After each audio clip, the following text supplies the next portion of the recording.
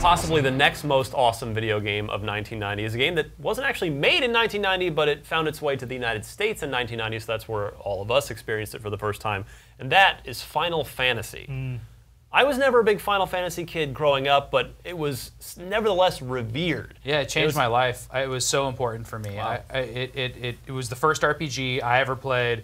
So Dragon Warrior had been out. Nintendo was really trying to push Dragon Warrior, which was Dragon Quest 1. But it just was a real... That game was made in the mid-'80s, 86. Final Fantasy was an iteration on that and taking it and trying to make that a better game. It was sort of a knockoff. It was a knockoff. I mean, it was made by Square before Square was Square Enix. Yeah. And Square was struggling at the time too. They had made a couple NES games. This funny shooter called King's Knight, where you're a knight in like a fantasy zone, but you're just shooting stuff. It's really funny. And then they made Rad Racer, which was pretty popular. But they were tanking before Final Fantasy came out. That's why they called it Final Fantasy. They thought it would be their final game. But yeah, it was like Dragon Quest, but it was made later, so it was an improvement on it. You could choose your character and name your characters, which is really neat, because Erlich is the star of Dragon Quest. There's like character backstories and stuff, but you could also have a class, and like that was all really interesting. But for me, like it was a game about what does this mean when I'm walking around a map and like there's monsters and numbers on the screen? Like that was all so new and strange. I didn't play D&D. I was 9 years old.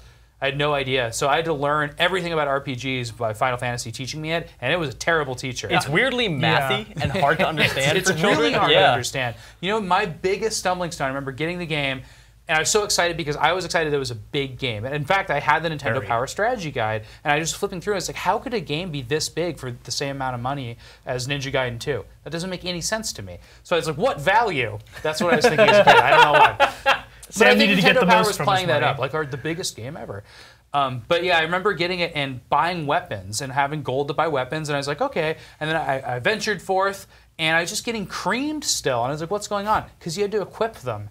And like just learning what equip was. That is beyond complicated for a Nintendo game from 1990, let alone when it was actually developed. Is it fair to say that Final Fantasy is largely responsible for popularizing the RPG genre on a console? It was so much more popular than Dragon Quest. PCs had certainly had plenty of them by then, but yeah, I mean, on a home console. It brought RPGs home, and for somebody that I mean, RPGs were kind of adult games on PC. Like, I just wouldn't have come in contact with them. Right. So the fact that Nintendo brought it over, put a lot behind it. I mean, they really promoted it a lot, made a huge difference, and it sold really well in the United States too. No Chocobos back in the original. Those guys were around later. And no Sid. There's nothing to tie Final Fantasy in with the other series, except for the most important thing, which is the airship.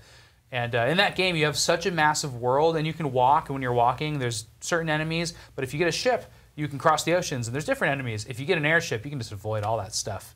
Just go wherever you want. And that opens up like 70% of the game. You can just go places and land there, and like you'll be overpowered. And I've talked about this in other shows, but I love that feeling when you have finally the world opens up, and you're like, I'm going to risk this. I'm going to go somewhere where I should. Maybe buy something that's like really expensive. Because and that's another thing. I had to learn how to grind in that game. Yeah. You couldn't beat anything unless you just went around and fought these giants outside the elf town forever. It was so worth it to buy some silver stuff. I can tell you guys never did that, but it's worth it. I mean, I was actually playing East Book 1 and 2 on the TurboGrafx while Final Fantasy was going on. It's sort of two different approaches at the same thing. You owned a TurboGrafx? I did. That's awesome. You were the guy. That was my first 16-bit system, even though it wasn't technically 16-bit. But I grew up in Arizona as well, and I never even saw one growing up. Yeah. I think I saw them in like a rental store, but I never knew anybody. Well, my friend Robert, who ties into one of our other topics later, bizarrely, classic Robert. He was sort of his parents definitely had a little more money, and they got him the TurboGrafx CD, and so that's how I played East Book 1 and 2, because it was the CD-ROM game. And if you had a Master System, you'd play Phantasy Star. That is true. So there's a big RPG in each system. And then there wasn't another Final Fantasy for a long time because they skipped all of them, and then by 4 they made that into 2 here. But yeah, Final Fantasy 1. That's my favorite Final Fantasy. Really? I played a lot of Final Fantasies. I just think it's like it's a funny but really intense, like almost arcadey RPG game. Sure, yeah. It's just different. It sheds a lot of the stuff that Final Fantasy relies on now too, which is like big sweeping stories, lots and lots of dialogue. And it has is really none of just that. the heart of what makes those games Yeah, good. it's almost an action RPG in the sense that it doesn't have story, but it's still Originally turn-based boring originally RPG called combat. fighting fantasy, not inaccurately. Yeah. So And you know what else is cool about it? You choose your classes, but if you choose the really lame classes, like Red Wizard or Thief or Black Belt, they become awesome because later you graduate and you change class, and all your little characters actually get twice as high, and they look bad ass. And then they have a different thing. So like I think the Thief is the one that becomes the ninja, which is like really strange. Seems like a natural progression. Yeah. Yeah, can believe I, that. I might be Yeah. wrong on that, but there's also a black belt, but I think that becomes the master. So it's very strange, but they can start, like characters that are just fighters can start using magic, for instance.